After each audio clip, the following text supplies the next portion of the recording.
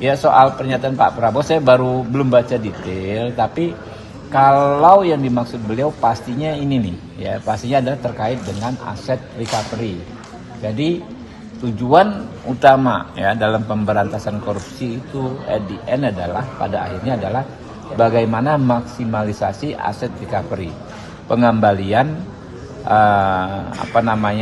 kerugian keuangan negara.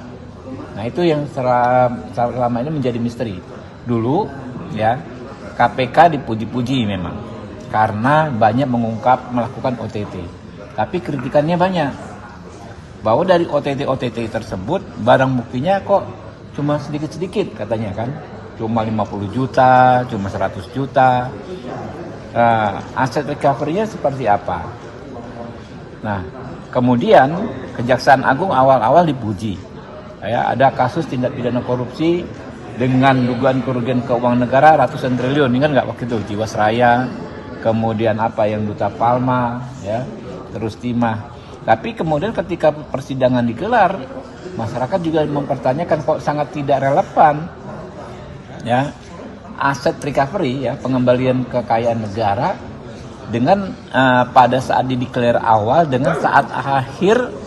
Setelah persidangan ternyata yang disita ya kan yang ini cuma sedikit karena kerugian keuangan negaranya itu yang dihitung antara lain misalnya atmosfer lah, kemudian kerusakan lingkungan yang sangat eksesif. Nah, padahal ya itu dia keinginan kita masyarakat publik adalah bagaimana kerugian keuangan negara semakin bertambah, pengembaliannya semakin maksimal. Itu yang disampaikan Pak Prabowo. Pak Prabowo bicara dengan gaya pop, ya kan mungkin kita akan bukan dalam konteks akan membebaskan, tentu saja beliau akan sangat paham, ya.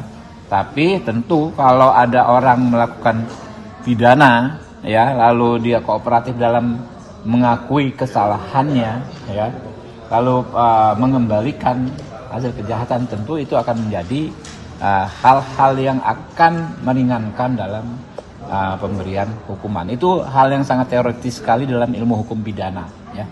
Jadi jangan dipelintir, jangan di framing dengan jahat, ya, bahwa Pak Prabowo akan membebaskan koruptor. Itu ya, nggak mungkin lah itu ya. Artinya kalau konteksnya memaafkan secara payung hukum gimana? Makanya Anda itu kan tadi kan dengar nggak saya ngomong gitu loh. Payung hukumnya kan nanti urusan kita, penegak hukum, urusan penegak hukum. Bukan, makanya dengar dulu. Anda ini saya ngomong panjang lebar nggak dengar. Jadi gini, Pak Prabowo ngomong dengan gaya pop, ya kan ya.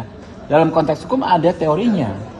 Ketika orang yang mengakui kesalahan, kemudian mengembalikan aset yang dia ambil, ya, itu hukum pidana ada teorinya, menjadi ringan, meringankan, gitu loh. Teori pelaksanaannya di persidangan nanti, dalam proses peradilan yang terbuka untuk umum.